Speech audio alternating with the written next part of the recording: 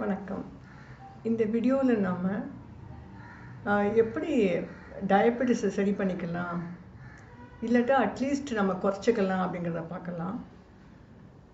அதோட நீங்கள் இந்த ரேக்கி ட்ரீட்மெண்ட்டோட நீங்கள் கட்டாயமாக மெடிசின்ஸ் எடுத்துக்கணும். டாக்டர் அடிக்கடி பீரியாடிக்கல் செக்கப் பண்ணிக்கணும். ஏன்னா அந்த ரேக்கி ஹீலிங் நம்ம பண்ணிக்க ஆரம்பித்த உடனே கொஞ்ச நாளில் கொஞ்சம் கொஞ்சமாக சுகரோட இது கண்ட்ரோல் ஆக ஆரம்பிக்கும். இறங்கிறது கொஞ்சம் கொஞ்சமாக சுகர் லெவல் இறங்க ஆரம்பிக்கும். ஸோ அதனால் டாக்டர்கிட்ட 2 மாதத்துக்கு ஒரு செக்கப் பண்ணிக்கோங்க. வீட்டில் சுகர் டெஸ்ட் எடுக்கிற மீட்டர் இருந்தான்னா ஒரு வாரத்துக்கு ஒரு வாட்டியாவது அதில் செக் பண்ணிக்கோங்க. ஸோ பீரியாடிக்கல் செக்கப் ரொம்ப அவசியம். அதோடு உங்கள் லைஃப் ஸ்டைல் சேஞ்ச் பண்ணிக்கணும். ரேக்கி ஹீலிங்கோட நீங்கள் வாக்கிங் போகிறது, அதுக்கப்புறமா ரைஸ் கம்மியாகவும் கறி வகைகள் கீரை வகைரா ஜாஸ்தியாகவும் எடுத்துக்கணும். சுகரை ரொம்ப லிமிட் பண்ணிக்கணும். இதோடு சேர்ந்துட்டு நீங்கள் ரேக்கி மெடிடேஷன் அதுக்கப்புறமா ரேக்கி ஹீலிங் பண்ணிக்கும்போது நீங்கள் கொஞ்சம் கொஞ்சமாக சுகர் கண்ட்ரோல் ஆகிறத பார்க்கலாம். கொஞ்சம் மாதங்கள் ஆச்சுனாக்க நிறைய உங்களுக்கு சுகர் லெவல் கம்மியாக இருக்கும். பீரியாடிக் அதுக்கப்புறமா கொஞ்ச நாள் கழிச்சு பார்த்தீங்கன்னா அது ரிவர்ஸே பண்ண முடியும். ரேக்கியில் இதுக்கு நிறைய ஃபீட்பேக் இருக்குது. ஸோ நிச்சயமாக ரேக்கி நம்ம ரெகுலராக பண்ணிட்டோம்னாக்கா இந்த சுகர்லேருந்து நம்ம ஹை சுகர்லேருந்து நம்ம விடுபட முடியும்.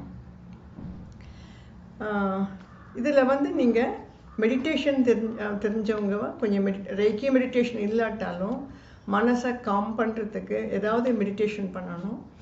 அதுக்கப்புறமா ரேக்கி செல்ஃப் ஹீலிங் ரொம்ப அவசியம். மற்றவங்கக்கிட்டேருந்து நம்ம ஹீலிங் வாங்கிக்கிறத விட நம்ம செல்ஃபாக தெரிஞ்சுக்கிட்டாக்க நம்ம அடிக்கடி பண்ணிக்க முடியும். இந்த டயபெட்டிஸ்க்கு ஒரு நாளைக்கு 2 தடவை full body healing self healing பண்ணிக்கணும்.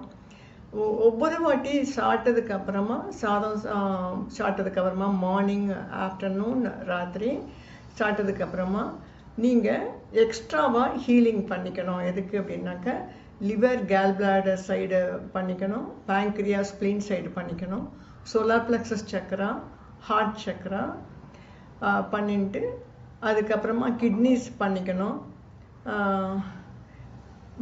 யாராவது வீட்டில் ரேக்கி தெரிஞ்சவங்க இருந்தாக்க நீங்கள் ஃபுல் பாடி ஹீலிங் பண்ணிட்ட உடனே அவங்கள ரிவர்ஸ் ஸ்ட்ரோக், ஸ்பைன் ஸ்ட்ரோக் பண்ண சொல்லலாம். இல்லை அவங்களுக்கு பிளட் கிளென்சிங் மெத்தட் தெரிஞ்சதுன்னா, ஏன்னா எல்லா மெடிசின்ஸும் கெமிக்கல்ஸ் தான். நமக்கு நன்மையும் செய்கிறது, அதே சமயத்தில் கொஞ்சம் சைடு எஃபெக்டும் இருக்குது இல்லையா?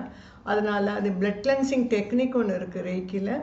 அது மற்றவங்க தான் நமக்கு பண்ண முடியும். நம்ம லெவல் 1 தான் பண்ணியிருந்தோம்னா மற்றவங்க மூலமாக நமக்கு ரேக்கி தெரிஞ்சவங்க மூலமாக நம்ம பண்ணிக்கணும். லெவல் 2 வந்ததுன்னா நமக்கே பிளட்டில் இருக்கிற டாக்ஸின்ஸ் எல்லாம் ஃப்ளஷ் அவுட் பண்ணுறதுக்கு ஒரு மெத்தட் இருக்குது. அது லெவல் 2ல் கற்றுக்கலாம். ஸோ இதுக்கெல்லாம் நீங்கள் ஹீலிங், அதாவது லிவருக்கு சைடு கொடுத்துங்க, ரைட் ஹேண்ட் சைடு ரிப்புக்கு கீழே இந்த இடத்துல ரைட் ஹேண்ட் சைடு கொடுத்துக்கோங்க, லெஃப்ட் சைடு கொடுத்துக்கோங்க, சோலார் பிளெக்ஸஸ் சக்கரா கொடுத்துக்கோங்க, ஹார்ட் சக்கரா, அதுக்கப்புறமா அதுக்கு கடைசியில் கிட்னிஸ் கொடுத்துக்கோங்க.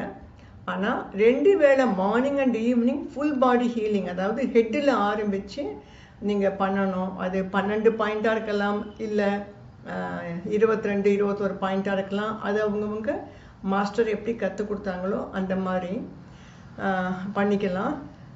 இது எவ்வளோ நேரம் அப்படின்னா ஃபுல் பாடி ஹீலிங் 2 வேளை கொடுத்துக்கோங்க. அதுக்கப்புறமா சாப்பிட்டதுக்கப்புறமா நீங்கள் எக்ஸ்ட்ராவாக கொடுக்கணும். அதுக்கு லெவல் 2 தெரிஞ்சவங்க எவ்வளோ நேரம் அது எனர்ஜி எடுத்துக்கிறதுன்னு தெரியும். லெவல் 1 பண்ணினவங்க ஒரு 10 நிமிஷமாவது ஒவ்வொரு பாயிண்ட்டுக்கும் கொடுக்கணும். கடைசியில் கிட்னிக்கு கொடுங்க. இது கொடுத்துட்டே வரும்போது நிச்சயமாக உங்களுக்கு கண்ட்ரோல், கூடிய சீக்கிரம் கண்ட்ரோல் ஆகிறத பார்க்கலாம். கொஞ்சம் கொஞ்சமாக கண்ட்ரோல் ஆகும். அதுக்கப்புறமா சுகர் லெவலும் கொஞ்சம் கொஞ்சமாக குறைய ஆரம்பிக்கும். 4ஆம் வட்டத்தில் அது கம்ப்ளீட்டாக சரியாகவும் செய்யும். ஆனாலும் டெய்லி இந்த ஹீலிங் அப்படிங்கிறத நம்ம கண்டினியூ பண்ணணும்.